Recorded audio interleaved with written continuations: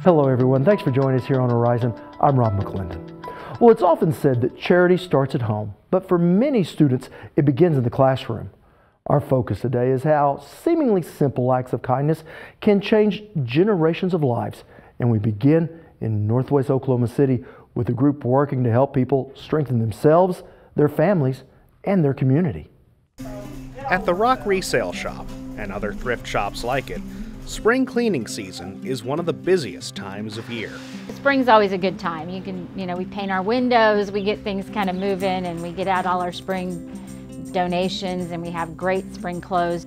That's Lori Smith, director of the ROC Resale Shop. I always say those first few months of turning over our merchandise, those are the best things we'll have all season. But unlike most other thrift shops, this one is all about charity and volunteering, which is what drove Lori to this place.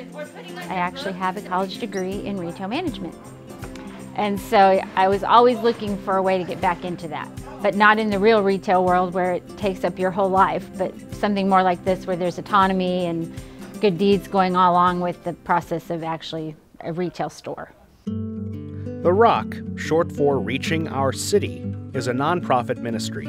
For nearly 2 decades, they've been serving some of the poorest people in Oklahoma City, and this resale shop is just one of the ways they do that.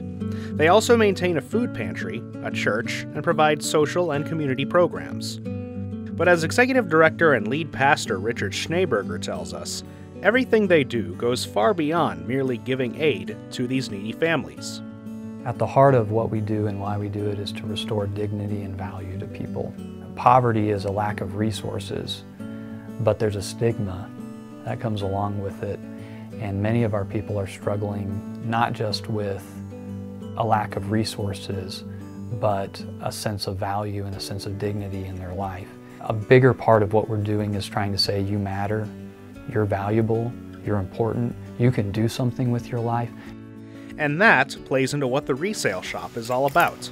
They could give these clothes away, and they sometimes do when the situation demands it. But Lori Smith finds that even the poorest people would rather shop for them. For people where this is the only place they can shop, we want it to be something that's dignified and adds value to their life and is a price point that they can afford. And treating them like customers keeps them coming back in a big way. About 80% of our customers that walk in the door have been in the door maybe even yesterday. And we know a lot about them. It's not just that we know their name. We know them, we know what's going on, and we miss them when they're not coming by. If for some reason we don't see you for a month or so, we may give you a call and find out what's going on, or if you're well, or what might be happening in your situation. That focus on not just helping people, but their situations, has helped them form a relationship with Career Tech. Tech centers, especially Francis Tuttle, serve this impoverished area, giving needy students financial assistance to learn the skills they need to break the cycle of poverty. As part of the TOP and TANF programs, students are required to volunteer at places like the resale shop. And in the process, they learn valuable skills you can't learn in a classroom. They are on the floor while they're here. They're learning, how to interact with the customers. And again, we're able to offer them love and affection and acceptance and, maybe even just some support that while they're going through their schooling and the situation that they're in. Students who may not fit the traditional student mold, like Binita Turner.